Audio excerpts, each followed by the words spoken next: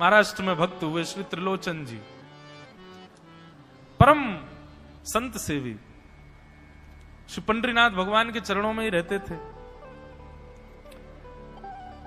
पति पत्नी दोनों निवास करते थे, उनके कोई संतान नहीं थी, तो इसलिए उन्होंने जीवन भर क्या नियम अपनाया कि जो भी धन आदि उनके पास था, जो भी वैभव था, उन्होंने वो पंढरपुर आने वाले वैष्णवों की सेवा में खर्च करने का उसका मन बनाया कि यहां इतने दर्शनार्थी आते हैं, सबका भोजन प्रसादी सामग्री हमारे घर में बना करेगी। तो श्री त्रिलोचन जी पंढरपुर आने वाले दर्शनार्थियों को घर बुलाकर के प्रेम से भोजन पवाते थे। और जितने भी दर्शनार्थी दर्शन करके पंढरपुर से जाते थे, वो अन्य संतों को कह देते, बोले कहां जा रहे हो? बोले पंढरपुर जा रहे हैं। बोले भैया पंढरपुर जा रहे हो तो त्रिलोचन जी के यहां जाना, उनके यहां भोजन प्रसादी बहुत बढ़िया संतों के अनुकूल बनाते हैं। बड़ी ख्याति हो गई महाराज जी, अब तो जितनी भीड़ पंढरपुर विठल मंदिर में, उतनी भीड़ त्रिलोचन जी के घर के बाहर संतों की, दर्शनार्थियों की, सब प्रसाद पाने के लिए जाते। त्रिलोचन जी और उनकी पत्नी बड़े प्रसन्न कि इतने संतों की सेवा हम कर पा रहे हैं, ये हमारा सौभाग्य है। धीरे धीरे दोनों वृद्ध अवस्था को प्राप्त हो गए। दोनों वृद्ध हो गए तो अब इतनी सामग्री बना नहीं पाते, कोई सेवक नहीं था, स्वयं बनाते थे पति पत्नी मिलकर के। अब तो ऐसा हो जाता, कभी कभी दाल लग जाती, जल जाती, रोटियां सेकते तो रोटियां जल जाती। वृद्ध अवस्था, थक भी गए थे बहुत ज्यादा, तो प्रसाद पवाते तो थे, संत जन बेचारे प्रेम से स्वीकार तो करते, पर अब स्वाद नहीं होता था, तो बेचारे जैसा था उसको पाते, थोड़ा बहुत पा करके चले जाते। धीरे धीरे संतों का आगमन अब कम होने लगा। त्रिलोचन जी इस बात से बड़े परेशान हो गए, बोले भैया संत हमारे घर से आना बंद हो गए, हम क्या करें? तो श्री त्रिलोचन जी महाराज ने बाहर एक बड़ा सा कुछ होर्डिंग जैसा लगा दिया, उस पर लिख दिया कि अंदर कोई संत सेवा आदि के लिए एक सेवक की आवश्यकता है। अगर किसी के अंदर सेवा भाव हो तो वो आकर के भीतर संपर्क करे। सेवा, ब्रजवासी सेवा, गौ सेवा, इन सब सेवाओं के प्रकल्प में यदि आप सेवक की कामना करोगे तो कहीं ना कहीं किसी ना किसी रूप में ठाकुर जी आएंगे सेवा के लिए। त्रिलोचन जी ने बाहर लिख दिया कि भाई संत सेवा के लिए सेवक की आवश्यकता है, यदि कोई सेवा भावी सेवा करना चाहता है तो भीतर आके संपर्क करे। अब यह बोर्ड पढ़ लिया हमारे श्री पंडरीनाथ भगवान ने, और श्री विठल भगवान एक छोटे से बालक का रूप धारण करके त्रिलोचन जी के यहां पहुंच गए। त्रिलोचन जी के यहां पहुंचे, त्रिलोचन जी बैठे थे। बोले साहब जी, आपने बाहर लिख रखा है संत सेवा के लिए यदि कोई इच्छुक हो तो भीतर आके संपर्क करे, मुझे सेवा करनी है। त्रिलोचन जी और उनकी पत्नी देखें, बोले कितना छोटा सा बालक है, कितना प्यारा है, ये तुम्हारे माता पिता नहीं है? बोले होंगे तो पता नहीं, मुझे तो पता नहीं, मैंने कभी देखा नहीं अपने माता पिता को, मैं अकेला ही हूं, ना मेरे कोई भाई है, ना कोई मेरे मित्र है, ना मेरे कोई बंधु है, ना मेरे माता पिता, मैं अकेला ही हूं। त्रिलोचन जी की पत्नी को तो इतनी दया सी आ गई, अरे राम राम, बेचारा अकेला बालक है। अच्छा चलो ठीक है, तुम यहां सेवा कर लेना, लेकिन कुछ नियम है उनको सुन लो। सबसे पहले तो अपना नाम बताओ, तुम्हारा नाम क्या है? विठल भगवान ही थे, वो तो छोटे से बालक के रूप में गए थे। बोले मेरा नाम है अंतर्यामी। त्रिलोचन जी बोले नाम सुनकर के तो ऐसा लगता है जैसे सच में अंतर्यामी है क्या? अच्छा बेटा अंतर्यामी, सेवा करोगे? बोले ये सेवा करना तो मेरा जन्म जन्मांतर का काम है, मैं यही तो करता हूं। संतों की सेवा करना, वैष्णवों की सेवा करना, भक्तों की रक्षा करना, ये मेरा जन्म सिद्ध अधिकार है, मैं इसी के लिए ही आता हूं। त्रिलोचन जी और उनकी पत्नी एक दूसरे का मुख देख करके बोले, नेक सा बालक है लेकिन बोलता कैसे? ठाकुर जी तो सत्य बोल रहे थे। बोले अच्छा, सुबह एक सब्जी बनानी पड़ेगी, दाल बनानी पड़ेगी, और हमारे यहां लगभग 100-150 संत आते हैं, उनके हिसाब की रोटी बनानी पड़ेगी, और सब बेटा तुमको करना पड़ेगा, हम थोड़ा बहुत सहायता कर देंगे, हमसे ज्यादा बनता नहीं है, तुमको ही सब सिद्ध करना पड़ेगा। अंतर्यामी भगवान बोले बिल्कुल निश्चिंत रहो, हम खीर भी बनाएंगे, हम रबड़ी भी बनाएंगे, हम रायता भी बना दिया करेंगे। हम 2-4 सब्जी और बना दिया करेंगे। त्रिलोचन जी बोले नेक्स्ट सा बालक, सब जानते हो तुम? बोले हाँ, हमको सब आता है, दुनिया का कोई काम नहीं जो हमको नहीं आता हो। और सुनिए, झाड़ू पोंछा बर्तन भी कर देंगे हम। त्रिलोचन जी तो बड़े खुश हो गए, बहुत बढ़िया सेवक मिला यार, ये तो सब काम करता है। लेकिन भगवान बोले लेकिन अब हमारी शर्त सुनो। त्रिलोचन जी बोले तुम्हारी भी शर्त है? बोले हाँ। क्या शर्त है भैया? बोले हमारी पहली शर्त यह है कि हम दुनिया को बना के खिलाएंगे, लेकिन हमको आपको बना के खिलाना पड़ेगा। हम अपने हाथ का बना नहीं पाते, हम आपके हाथ का बना। और ये वास्तविकता है, ठाकुर जी पूरी दुनिया को पवाते हैं, लेकिन स्वयं भक्त के हाथ से बना ही पाते हैं। ठाकुर जी बोले हम सारे संतों को बना के पवाएंगे, लेकिन हम अपने हाथ का बना नहीं पाते, आपको हमारे लिए बनाना पड़ेगा। त्रिलोचन जी की पत्नी बोली छोटा सा बालक, इसका आधे हाथ का तो इसका पेट है, एक रोटी में झिक जाएगा ये, इसके लिए मैं बना दिया करूंगी। ठीक है लला, तू बिल्कुल चिंता मत करो, तुम्हारे लिए भोजन हम बना दिया करेंगे। हमारी एक शर्त और सुन लीजिए। बोले क्या? हम कितना भी खाएं हमको टोकना नहीं कभी कि इतना क्यों खा रहे हो। त्रिलोचन जी बोले भैया हम क्यों टोकेंगे, तुम बढ़िया 2-3 रोटी खा लिया करना। बोले 2-3 रोटी तो हमारी दाढ़ में छुप जाती है कहीं पर, हम तो प्रेम से पाते हैं। बस आप लोग ये नियम याद रखना, आप कभी ये मत कहना कि इतना क्यों खा रहे हो।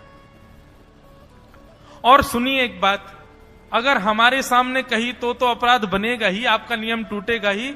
किसी और से जाकर के यदि आपने कह दिया कि बहुत खाता है, क्या बताएं, तो हम उसी दिन अंतर ध्यान हो जाएंगे, उसी दिन आपका घर छोड़ के चले जाएंगे।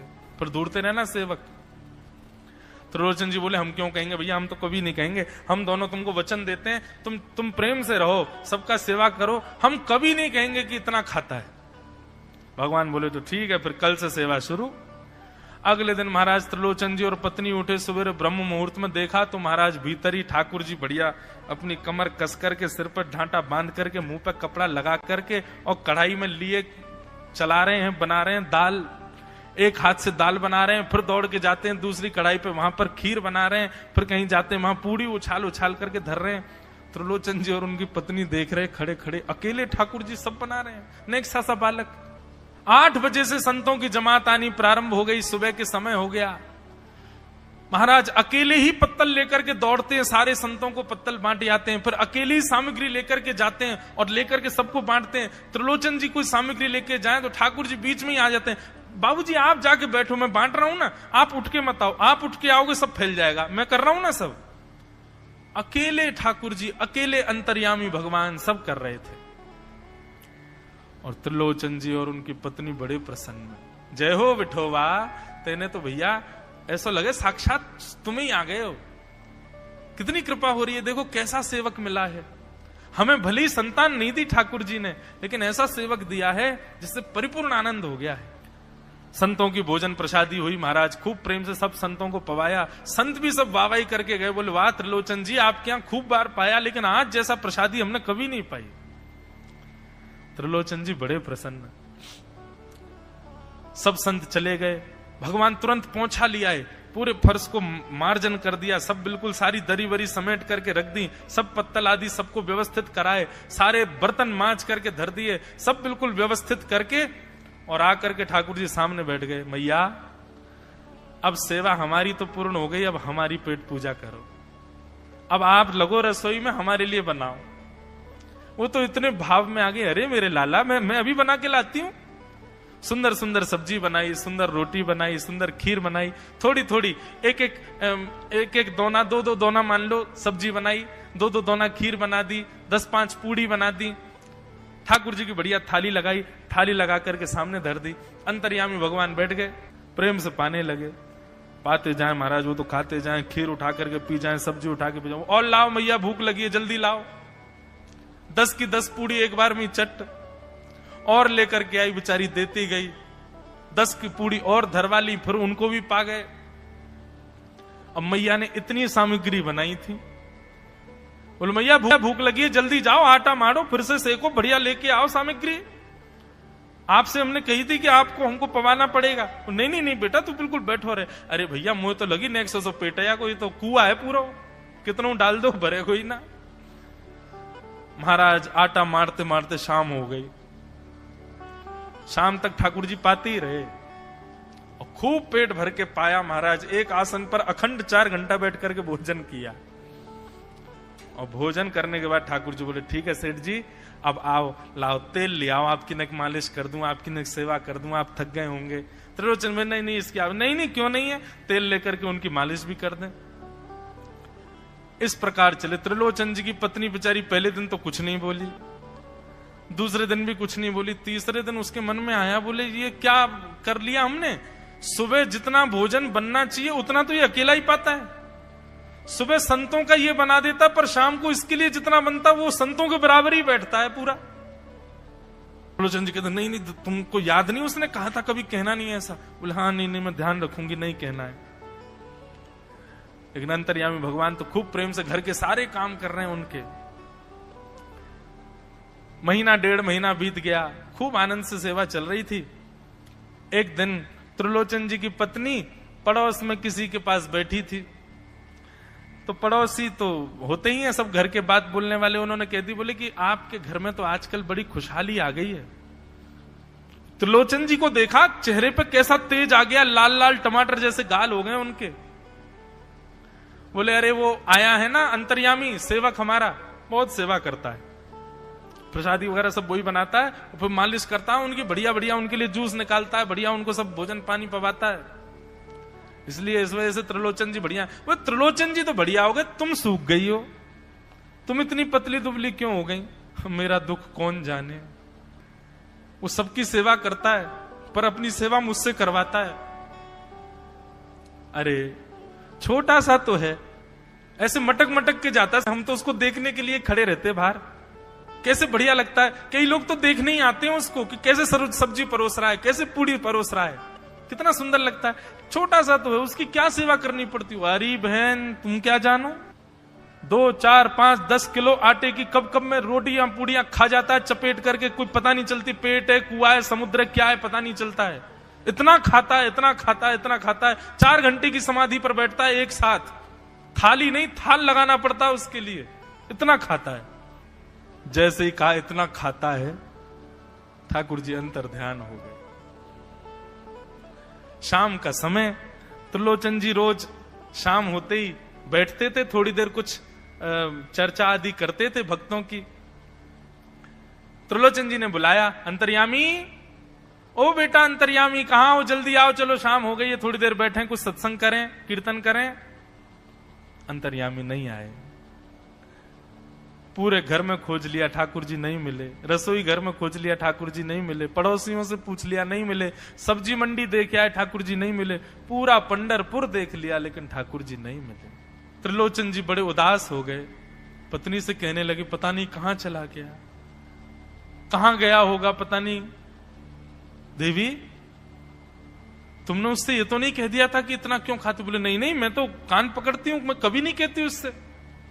बोले किसी और से तो नहीं कहा था ना तुमने, क्योंकि उसने वचन दिया था ऐसा कहोगे तो मैं चला जाऊंगा। बोले हाँ आज एक गलती हो गई, पड़ोसी के पास बैठी थी, उससे बात करते करते मेरे मुख से गलती से निकल गया कि अरे उसके लिए तो बहुत बनाना पड़ता है, 10 किलो आटा खा जाता है, इतना खाता है, तो निकल गया था। समझ गए। बोले ओहो इसीलिए चला गया, उसको पता चल गया कि तुमने कह दिया है तभी चला गया है।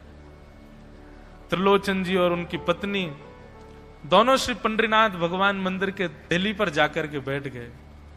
जाकर के ठाकुर जी के आगे हाथ फैला करके कहने लगे, बोले नाथ, हे पंडरीनाथ, आपने हमको संतान नहीं दी, पुत्र नहीं दिया, पुत्री नहीं दी जीवन में, हमने कभी उसकी अपेक्षा नहीं की, हमने कभी आपसे शिकायत नहीं की कि हमको संतान क्यों नहीं दी है। पर नाथ, एक सेवक हमारे जीवन में आया, और जब से वो सेवक आया हमारे यहाँ संतों की सेवा होने लगी, हमारे यहाँ कीर्तन होने लगा, हमारे यहाँ सत्संग होने लगा, हमारे यहाँ खूब आनंद की उमंग होने लगी। उस सेवक ने हमको आपसे और प्रेम करवा दिया। ठाकुर जी हम आज आपसे दोनों भीख मांग रहे हैं, हमें कुछ मत दीजिए, आप भी मत मिलिए हमको इस जन्म में, लेकिन हमारे उस सेवक अंतर्यामी को हमको वापस कर दीजिए भगवान, वो जहां कहीं भी हो उसको वापस भेज दो हमारे पास। ऐसा कहकर के रुदन करने लगे, नेत्रों से आंसू गिरने लगे, चरणों में प्रणाम करके श्री पंडरीनाथ भगवान को रुदन करने लगे त्रिलोचन जी और उनकी पत्नी। इतने में ही स्वर सुनाई दिया, बाबूजी। अंतर्यामी का स्वर सुनते ही पीछे मुड़ करके देखा तो पीछे तो कोई दिखा नहीं। अरे इधर देखिए, पीछे कहां देख रहे हैं? वापस से पंडरीनाथ भगवान की ओर देखा तो श्री पंडरीनाथ भगवान की जगह ही अंतर्यामी बालक खड़ा हुआ है, सामने खड़े होकर के उनको आशीष दे रहा है। त्रिलोचन जी तो भाव विह्वल हो गए, बोले कैसी कृपा नाथ आपकी। बोले आप ही थे क्या? बोले तो इतनी अच्छी संत सेवा, इतनी अच्छी खीर, इतनी अच्छी पूड़ी, इतनी अच्छी सब्जी, और आपकी जो सेवा और इतने अच्छे अच्छे सत्संग कीर्तन, ये मेरे अलावा कौन कर सकता है? संतों की सेवा तो मैं ही करता हूं ना। आपने संत सेवा के लिए सेवक मांगा था, इसलिए मैं ही आपके यहां चल करके आ गया। और श्री त्रिलोचन जी पर अद्भुत कृपा करके भगवान ने उनको कृतार्थ किया।